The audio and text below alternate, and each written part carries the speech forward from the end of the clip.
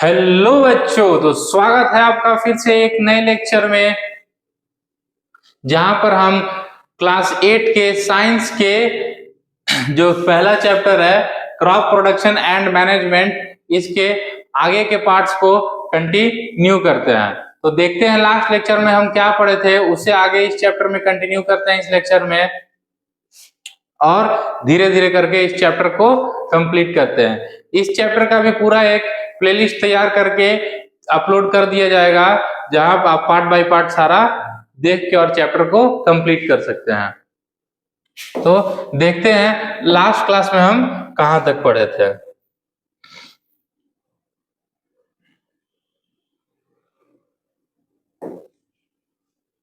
Mechanical methods जो था sowing of seeds का, ये हम लास्ट लेक्चर में पढ़े थे।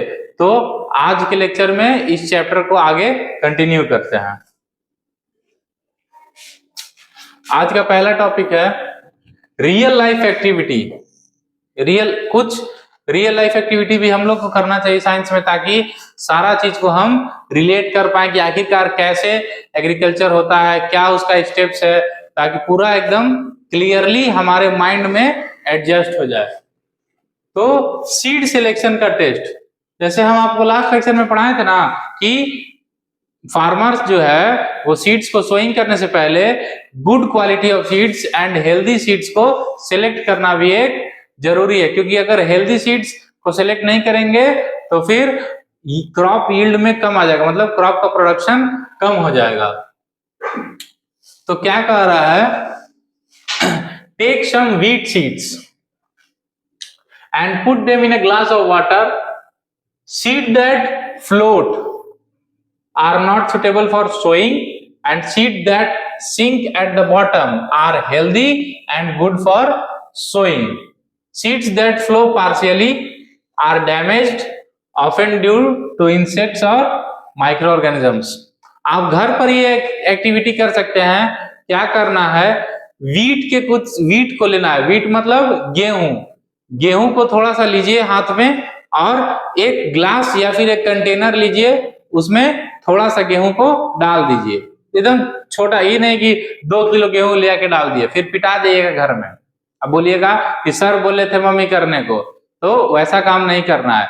क्या करना है, एक कंटेनर ले लेना है, ग्लास या फिर कटोरी, बाउल, कुछ भी, उसमें पानी भर लीजिए और उसमें थोड़ा सा गेहूं को डालिए। तो कुछ आप देखिएगा कि कुछ गेहूं नीचे जाके बैठ जाएगा। जैसे ये ग्लास अगर है, इसमें डाले तो कुछ गेहूं नीचे जाके बैठ जाएगा, कुछ ऊपर ही तैरते रह जाएगा, और कुछ होगा जो बीच में होगा।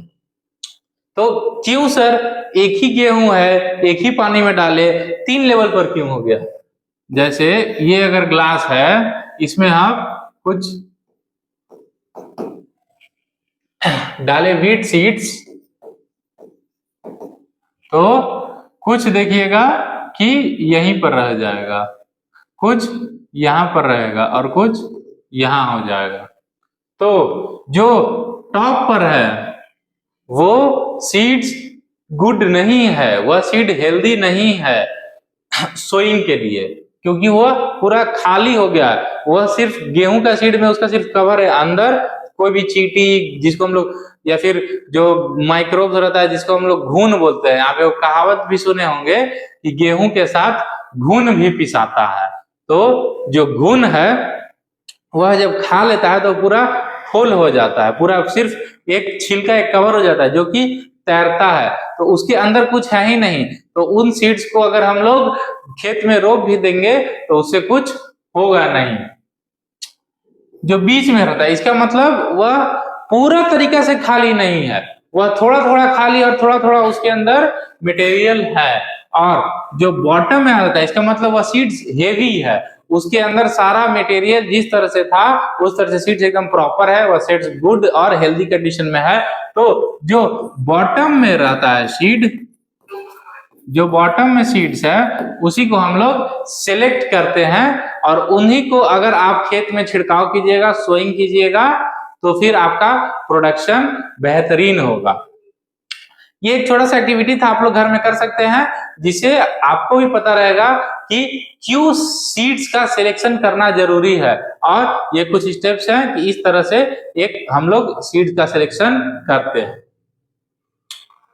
अब कुछ इंटरेस्टिंग फैक्ट्स पढ़ते हैं। इंटरेस्टिंग फैक्ट्स क्या है कि mushrooms can grow without soil.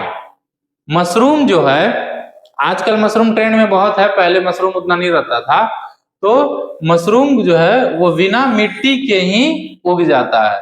जैसे धान, गेहूं, मतलब ये सब wheat, rice, potato, groundnut, sugar cane, ये सारे जो भी है ये सब विदाउट सॉइल इनका ग्रोथ पॉसिबल नहीं है।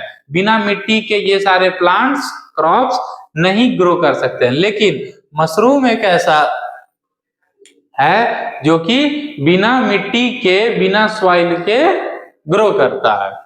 उसके बाद some plants can grow in water using a special nutrient solution.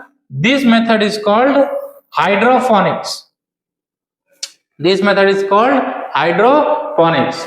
ठीक है, जो मिट्टी का भी यूज नहीं होता है, सिर्फ और सिर्फ पानी में ही कुछ कुछ प्लांट्स, जैसे मतलब आजकल साग वगैरह, कुछ कैबेज को कुछ कुछ तरीका है उससे हम लोग करते हैं, जिसको हाइड्रोपोनिक्स कहते हैं।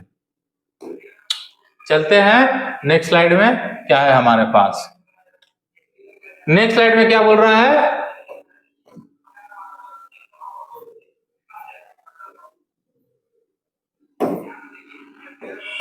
ट्रांसप्लांटेशन। ट्रांसप्लांटेशन क्या कर रहा है, some crops like rice, chilli and tomato are first grown in a small area called nursery. कुछ जो प्लांट्स है, आप लोग नर्सरी से जानते भी होंगे, जैसे कि अगर किसी को घर में कुछ प्लांटेशन करने का बहुत शौक होगा तो पेड़ कहाँ से खरीद के लाते हैं आप लोग। पेड़ बोलते होंगे कि वह नर्सरी बढ़िया है, वह पेड़ पौधा अच्छा बेचता है, तो वहां से जाके आप लोग उसको नर्सरी बोलते हैं, जहां से आप लोग कुछ भी फूल पौधा लेके आते हैं और घर में लगाते हैं। तो उसी तरह का स्टेप्स है कि कुछ जो क्रॉप्स है उसको एक स्मॉल एरिया में सबसे पहले जो उसका सीड्स रहता है उसको ग्रो किया जाता है इस तरह से। ये देखिए, आप इमेज में क्लियरली आपको पता चल रहा होगा। इस तरह से एक स्मॉल एरिया में सिर्फ सीड्स को हम लोग लगा के पहले छोटा छोटा पौधा होगा, एकदम छोटा छोटा, जिससे क्या रहता है, इसके पीछे का कारण क्या आगे हम लोग पढ़ेंगे, लेकिन आपको हम पहले एक्सप्लेन कर देते हैं।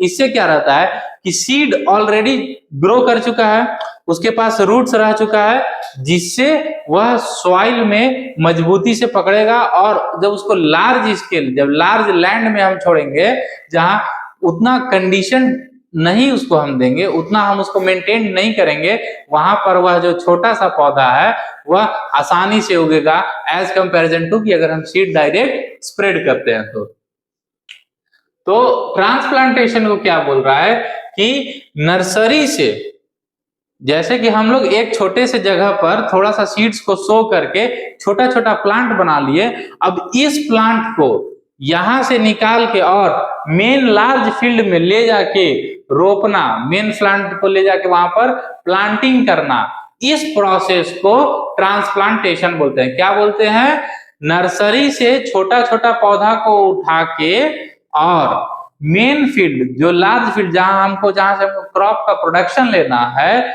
वहां पर जाके उसको प्लांटिंग करते हैं, तो इसको हम लोग ट्रांसप्लांटेशन बोलते हैं। आफ्टर सम ग्रोथ, जब थोड़ा सा उग जाता है, जब छोटा छोटा पौधा हो जाता है, दीज यंग प्लांट्स, या फिर जिसको हम लोग सीडलिंग्स भी बोलते हैं, ये आप याद कर सकते हैं कि नर्सरी में जब छोटा सीड्स को, जो छोटा छोटा पौधा बनाते हैं, उसको हम लोग सीडलिंग्स भी बोलते हैं, are moved to the main field and this process of shifting plants from nursery to field is called transplantation. कोई प्रॉब्लम? कोई प्रॉब्लम नहीं सर। अब इसका कुछ एडवांटेजेस है। एडवांटेज क्या है, कॉमन सा है, आप लोग खुद आइडिया होगा सर। अगर हम डायरेक्ट फील्ड में स्प्रेड करते हैं तो चिड़िया का भी चुगने का चांस रहता है, तो हम लोग क्या करते हैं कि मिट्टी से ढकते हैं, थोड़ा हमको वहां पर कंडीशनिंग ज्यादा देना पड़ेगा, मेंटेनेंस ज्यादा पड़ेगा। लेकिन अगर एक स्मॉल एरिया में हम पहले उसको छोटा सा पौधा बना लेंगे, फिर डालेंगे, तो उसके पास रूट भी जनरेट हो गया है, कुछ लीव्स भी जनरेट हो गया है, जिससे अब उसको मेंटेनेंस कम की जरूरत पड़ेगी, जिससे उसका ग्रोथ बढ़िया होगा। तो देखते हैं क्या क्या एडवांटेजेस है हमारे पास। पहला है only healthy and strong plants are selected. अब जब नर्सरी में देखिए, जब सीड्स को हम स्मॉल एरिया में डाल दिए तो कुछ सीड्स ग्रो नहीं करेगा, कुछ सीड्स ग्रो करेगा, और कुछ सीड्स ग्रो करेगा तो कम ग्रो करेगा। तो क्लियरली डिफरेंशिएट करने में हमें आसानी होगी कि कौन कौन सा प्लांट, कौन सा सीड्स जो है, जो सीडलिंग्स में कन्वर्ट हुआ है वो बेस्ट है, और कौन सा हेल्दी और कौन सा अनहेल्दी है। तो उसमें से हमें हेल्दी सिलेक्ट करने में आसान होगा, ताकि हमारा जो मेन फील्ड है वहां पर सिर्फ हेल्दी सीड्स ही जाए, जिसे क्रॉप प्रोडक्शन में मेरा इंक्रीज। दूसरा पॉइंट क्या है, plants are placed with proper spacing. Generally अब हम जो क्या पढ़ते हैं ब्रॉडकास्टिंग मेथड, अगर वो सिर्फ कर देते हैं तो क्या हम उसका डिसएडवांटेजेस पढ़े थे कि कहीं पर अधिक कहीं पर कम होगा। लेकिन जब छोटा छोटा सीडलिंग्स हो गया, छोटा प्लांट हो गया, जब इसको हम एक एक करके हाथ से लगाएंगे, जनरली ये क्या होता है, जनरली यह धान के खेती में देखा जाता है, जिसको हम लोग पैडी क्रॉप्स बोलते हैं इंग्लिश में, और हिंदी में धान बोलते हैं, जिसे हम लोग चावल निकलता है, राइस। तो उसका आप लोग देखते होंगे कि एक छोटा सा जगह में फार्मर क्या करता है कि पहले वहां पर लैंड को प्रिपेयर करके सीड्स को स्प्रेड कर देता है, जहां पर एकदम कंजेस्टेड वे में कुछ सीड्स इतना बड़ा बड़ा बड़ा हो जाता है, इसको हम लोग सीडलिंग्स बोलते हैं। और फिर वहां से उसको सीडलिंग्स को निकाल के मेन फील्ड में ले जाके प्लांटिंग कर देते हैं कुछ कुछ डिस्टेंस पर, जिसको हम लोग रोपनी भी बोलते हैं। Seedlings already have developed roots. क्या बोले कि जब सीड जो है सीडलिंग्स में आता है तो उसके पास थोड़ा सा कुछ पत्ता भी हो जाता है, कुछ जड़ भी हो जाता है, so they can adjust easily and grow better in the main field. ये हम आप लोग को ऑलरेडी बता चुके हैं।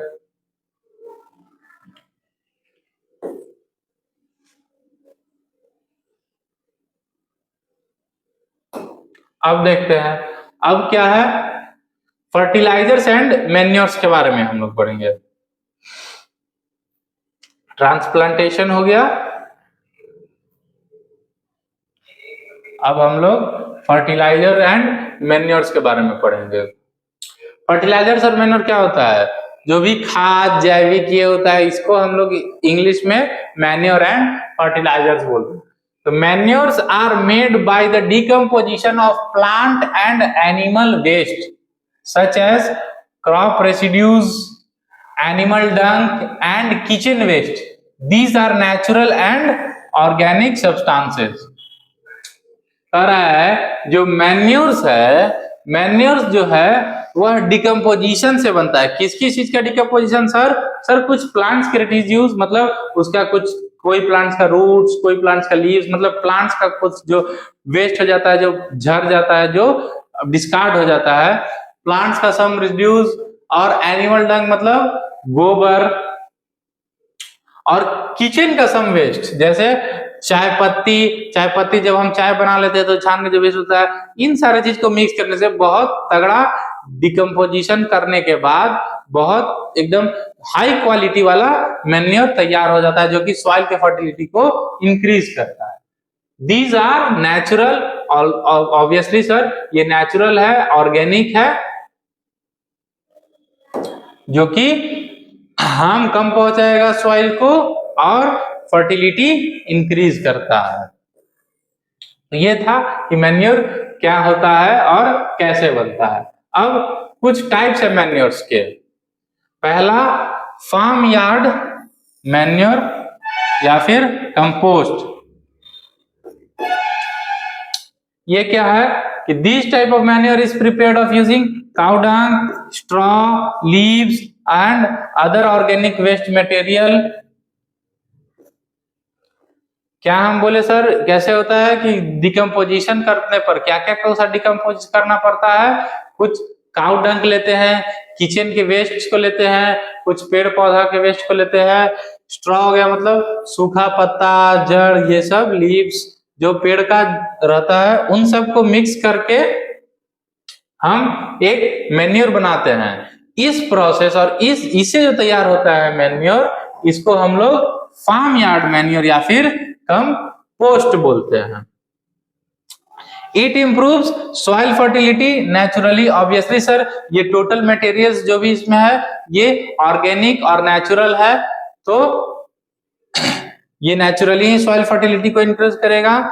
स्टेप्स क्या बोल रहा है कि इसको फार्मर कैसे करता है कि farmers collect waste materials like leaves, crop remains and animal dung in a pit made in one corner of the field. Microorganisms present in the soil and dung break down this waste and turn it into compost, जिसको farmyard manure भी बोलते हैं। This process happens faster when the pit is covered. Compost is rich in nutrients and does not contain harmful chemicals. क्या कह रहा है कि farmer जो है खेत के एक कोने में पिट मतलब एक गड्ढा खन लेता है, उसमें क्या करता है जो भी लास्ट जो क्रॉप लगाया था उसका कुछ वेस्ट बच गया या फिर किसी प्लांट्स का जो पत्ता सब रह गया वो हो गया, काऊ का डंक हो गया, किचन का वेस्ट हो गया, इन सबको वह कलेक्ट करके और पिट में डाल देता है। फिर उसको और इसका बेटर रिजल्ट देखने के लिए उसको ढकना जरूरी है। जब ये इन सारा को डाल के ढक देता है तो वह आपस में डिकम्पोज होता है। क्यों डिकम्पोज होता है कि सर सॉइल में कुछ न्यूट्रिएंट्स है और काऊ डंग जो है ये सब क्या करता है ब्रेक डाउन होता है, छोटा छोटा पिल्लू या फिर माइक्रोब्स को जनरेट करता है जो कि एक बहुत तगड़ा कंपोस्ट तैयार कर देता है। और क्या बोल रहा है जो कंपोस्ट तैयार होता है, जो कंपोस्ट तैयार होता है is rich in nutrients and does not contain harmful chemicals. Obviously sir क्योंकि ये सारा तो नेचुरली है तो इसमें कोई भी हार्मफुल केमिकल्स नहीं है और ये न्यूट्रिएंट्स में रिच रहता है। अब नेक्स्ट लेक्चर देखते, नेक्स्ट स्लाइड में देखते हैं हमारे पास क्या है। नेक्स्ट क्या है तो ग्रीन मैन्योर है। क्या हम पढ़े थे कि मैन्योर भी कुछ टाइप्स का है। पहला हो गया फार्म यार्ड मैन्योर, दूसरा हो गया ग्रीन मैन्योर और तीसरा हो गया वर्मी कंपोस्ट। तो ग्रीन मैन्योर क्या है सर? ग्रीन मैन्योर है कि fast growing plants are grown and plugged into soil.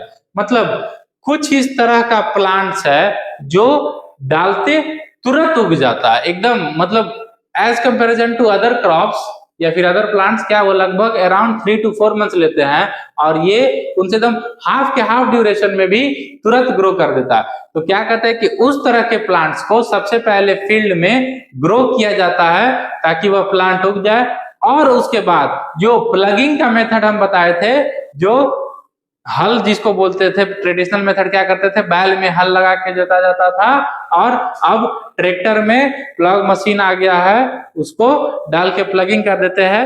तो क्या करते हैं कि इस प्लांट को लगाने के बाद जब यह प्लांट बढ़िया तरीका से ये जो क्रॉप है ग्रो कर जाता है उसके बाद उसको हम लोग प्लग कर देते हैं।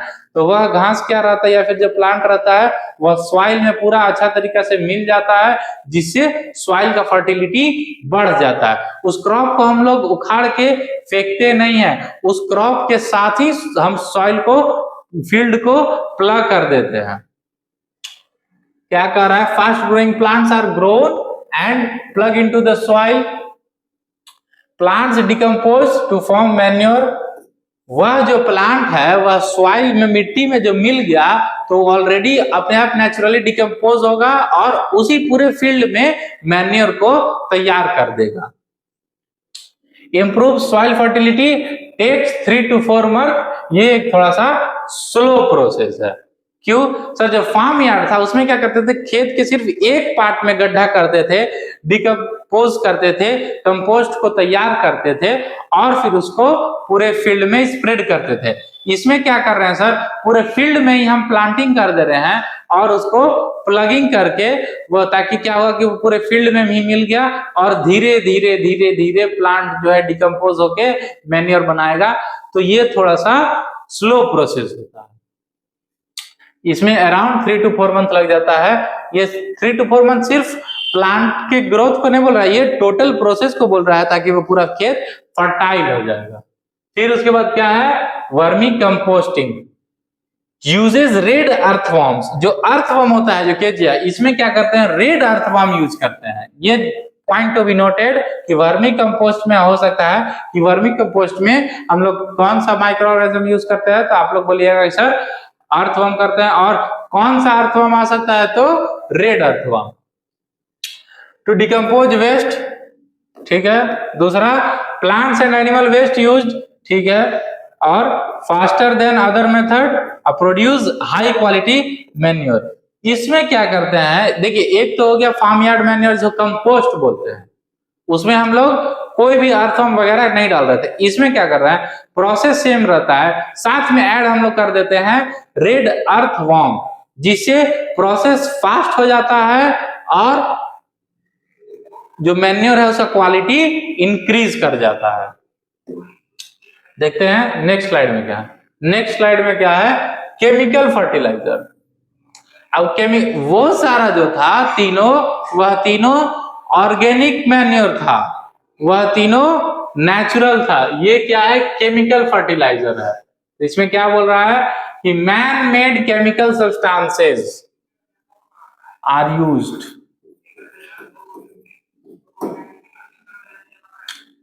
ठीक है, इसमें आदमी के द्वारा बनाया हुआ कुछ केमिकल्स रहता है।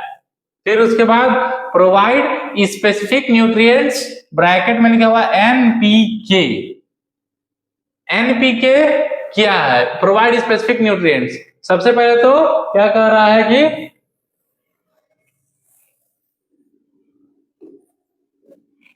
मैनमेड केमिकल सब्सटेंसेस, कुछ आदमी के द्वारा बनाया हुआ केमिकल्स का इसमें यूज होता है। उसके बाद प्रोवाइड स्पेसिफिक न्यूट्रिएंट्स, ये पर्टिकुलरली कुछ न्यूट्रिएंट्स की कमी को पूरा करने के लिए खेत में डाला जाता है। तो सर क्या क्या न्यूट्रिएंट्स है, एग्जांपल में दिया हुआ है NPK, N for nitrogen, P for phosphorus and K for potassium. इन सब के जब कमी रहता है तो इन सब के न्यूट्रिएंट्स को सॉइल में इंक्रीज करने के लिए हम लोग केमिकल फर्टिलाइजर्स डालते हैं। सर एन फॉर क्या है, N for nitrogen, P for phosphorus,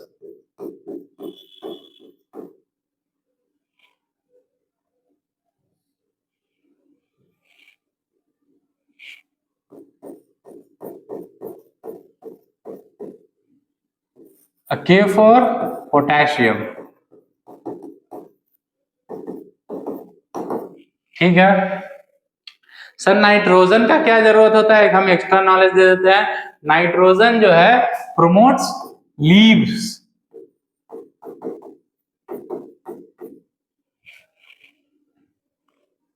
nitrogen promotes leafiness in the plant. क्या करता है सर नाइट्रोजन, कोई भी जो प्लांट है उसमें लीफ के प्रोडक्शन को इंक्रीज क्या करता है, नाइट्रोजन। अगर कोई पेड़ है उसका लीफ ग्रोथ ठीक नहीं है तो इसका मतलब उसमें नाइट्रोजन की कमी है। प्रोमोट लीव्स, तो लीव्स है तो लीव सर क्यों जरूरी है, क्योंकि फोटोसिंथेसिस प्रोसेस के लिए लीफ एक बहुत इंपॉर्टेंट है। तो नाइट्रोजन हो गया प्रोमोट्स लीफ एंड इज, ये क्या खुल गया, कुछ नहीं हटाओ इसको, खुलते रहता है।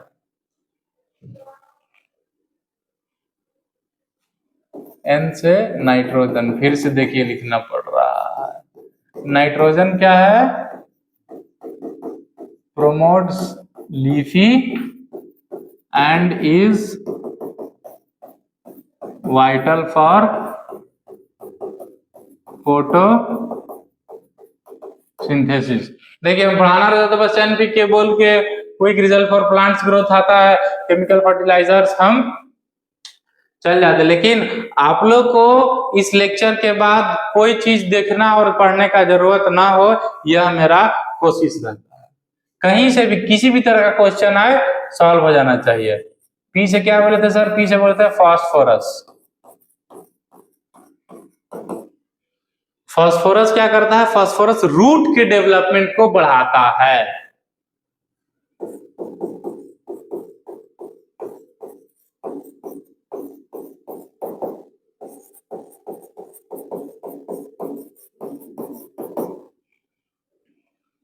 और फ्लावर्स या फिर फ्रूट्स के डेवलपमेंट, ठीक है। Encourages root development, flowers and fruit production.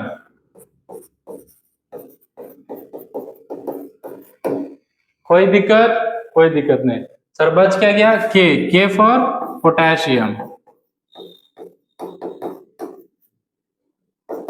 अब आप लोग बोलेंगे सर एन से तो नाइट्रोजन था, पी से फास्फोरस था, तो के से पोटेशियम क्यों? ये पोटेशियम का हम लोग जब आप लोग पढ़िएगा आगे जाके तो आप लोग को समझ में आ जाएगा।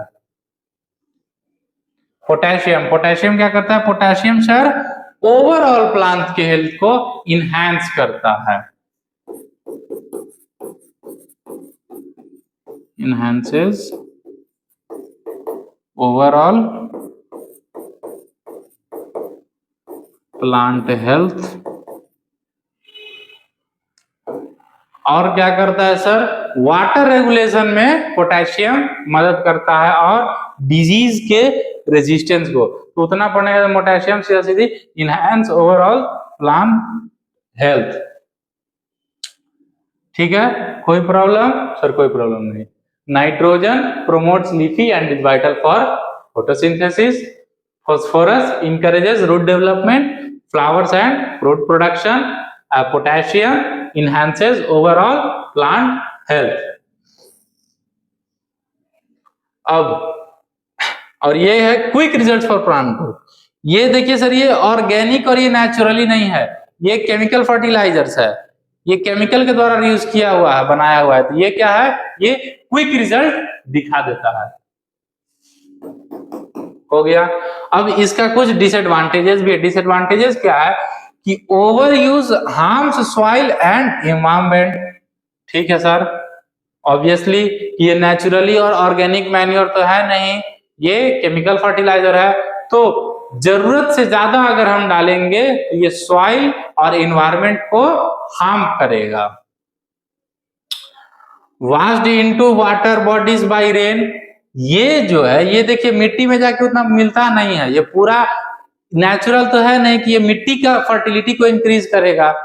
तो यह क्या है कि अगर डाले और बारिश आया तो यह बारिश में, क्योंकि ये मिट्टी के ऊपर के स्तर पर रहता है, तह पर रहता है, वह बह के चल जाएगा और धुल जाएगा, तो फिर डालना सारा बेकार हो जाएगा। कॉजेज यूट्रोफिकेशन मतलब एल्गी ग्रोथ।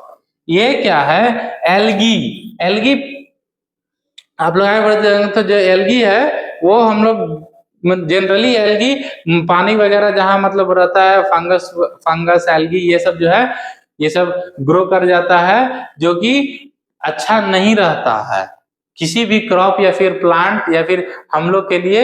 एल्गी फंगस ये सब से इन्फेक्शन होता है, ये सब ग्रोथ को कम कर देता है।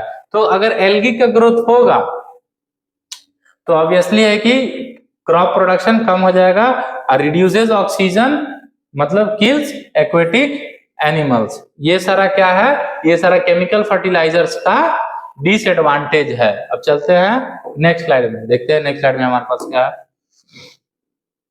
नेक्स्ट स्लाइड में है applications of manure and fertilisers. Manure और फर्टिलाइजर्स का कुछ एप्लीकेशन क्या है सर? पहला एप्लीकेशन कि soil nutrients may be insufficient. यह हम लोग क्यों डालते हैं फर्टिलाइजर्स और एप्लीकेशन, मतलब आखिरकार कहाँ जरूरत पड़ता है, क्यों जरूरत पड़ता है, ये सारा कुछ जानते हैं। तो ये हम इसलिए डालते हैं कि कुछ सॉइल न्यूट्रिएंट्स में भी इनसफिशिएंट। कुछ मिट्टी में जो सॉइल के जो न्यूट्रिएंट्स है, जैसे नाइट्रोजन है, पोटेशियम है, फास्फोरस है, कुछ भी है, ये सब जब कम रहता है तो हम लोग मैन्योर या फिर फर्टिलाइजर को डालते हैं।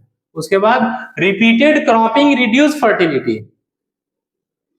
जनरली क्या होता है कि अगर सेम तरह का क्रॉप बार बार एक ही जगह पर और कंटिन्यूअसली अगर हम ग्रो कर रहे हैं तो वह सॉइल के फर्टिलिटी को कम कर देता है। क्योंकि फॉर एग्जाम्पल एक लैंड है, उसमें सफिशिएंट मैनर में न्यूट्रिशन भी है, मतलब नाइट्रोजन है, फास्फोरस भी है और पोटेशियम भी है, पर कोई एक प्लांट लगा है हम,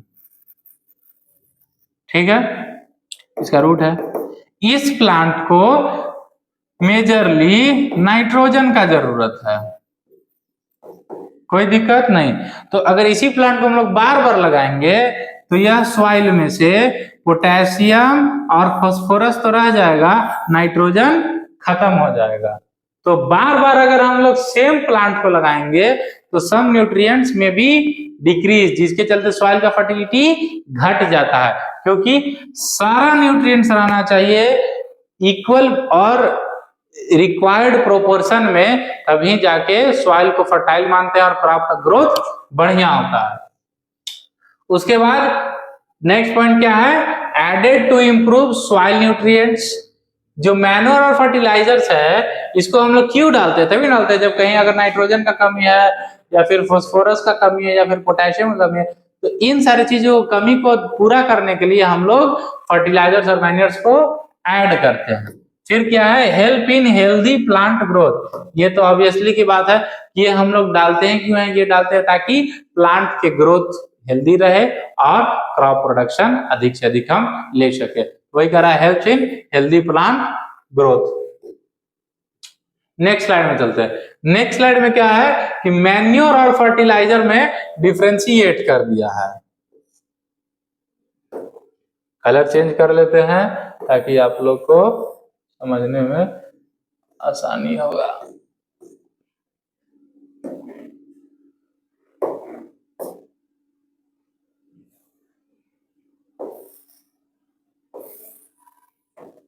चलिए, मैन्योर और फर्टिलाइजर्स का कुछ डिफरेंस है, हम थोड़ा साइड हट जाते हैं। इसको आप लोग कॉपी में नोट डाउन कर लीजिए या फिर एक स्नैप ले लीजिए,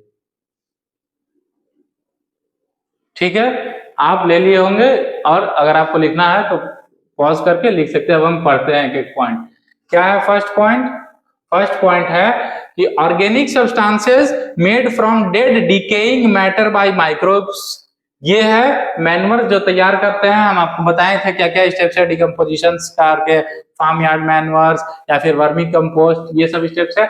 और फर्टिलाइजर क्या है कि chemical substance use to increase plant growth. तो इसमें ऑर्गेनिक सब्सटेंस यूज करते हैं और इसमें केमिकल सब्सटेंस यूज करते हैं, मेन डिफरेंस। सेकंड पॉइंट क्या हो गया कि नॉट न्यूट्रिएंट स्पेसिफिक, क्योंकि जब हम काउ डंग, किचन वेस्ट और प्लांट के रेसिड्यूज और ये सब को मिक्स करके जब डालते हैं तो ये ओवरऑल सॉइल के फर्टिलिटी को इंक्रीज करता है। ये एक स्पेसिफिक न्यूट्रिएंट्स के कमी को पूरा नहीं करता है। लेकिन जो फर्टिलाइजर है उसमें क्या देखे थे ना, फर्टिलाइजर में क्या N, P, के, वो एक केमिकल फर्टिलाइजर वो रेशियो में आता है। तो हमें जिस चीज की कमी है तो वह चीज ज्यादा डालेंगे और जिस चीज का कमी नहीं है वह चीज कम डालेंगे, तो स्पेसिफिक न्यूट्रिएंट के कमी को भी पूरा करता है, तो उसमें फर्टिलाइजर आता है। तो ये क्या है, ये न्यूट्रिएंट स्पेसिफिक रहता है, ये न्यूट्रिएंट स्पेसिफिक नहीं रहता है।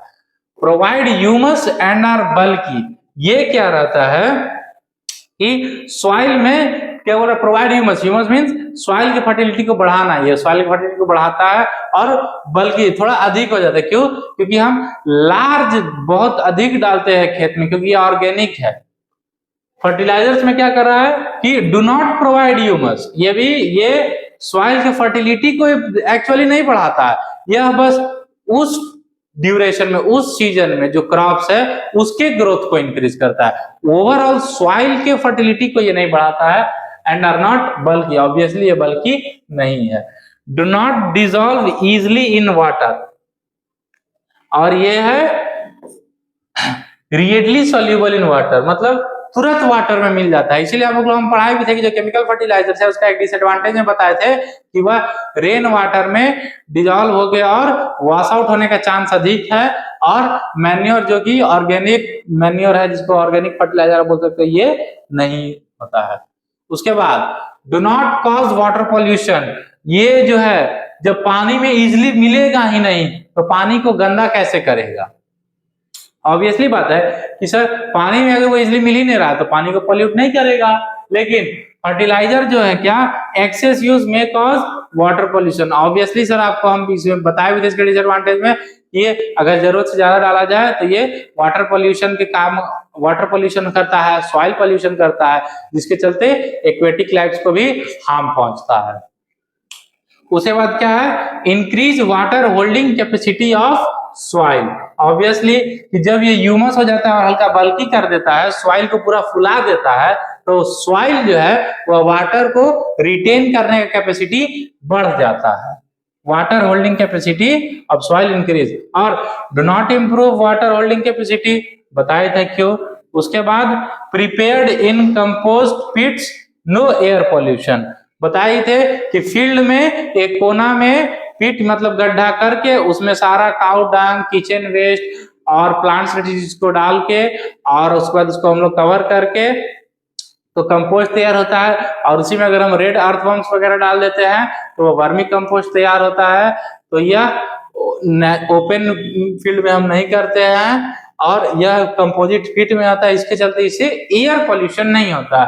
लेकिन मेड इन फैक्ट्रीज जो फर्टिलाइजर्स है, केमिकल फर्टिलाइजर्स है, अब ये खेत में तो बनता नहीं, ये फैक्ट्री में बनता है, जिसके चलते पॉल्यूशन भी होता है, may cause air and water pollution. क्योंकि इसका जो वेस्ट है जो जलाएगा पकाएगा, वह ऊपर आप देखते होंगे बहुत सारे जगह इस तरह से चिमनी टाइप का बना हुआ रहता है, इसमें से निकलता है, ये सब कुछ फैक्ट्रीज रहता है। तो एयर पॉल्यूशन होता है। और जो इसका वेस्ट रहता है वो डायरेक्टली रिवर में डिस्चार्ज कर दिया जाता है, जिसके चलते वाटर पॉल्यूशन भी होने का बहुत चांस रहता है।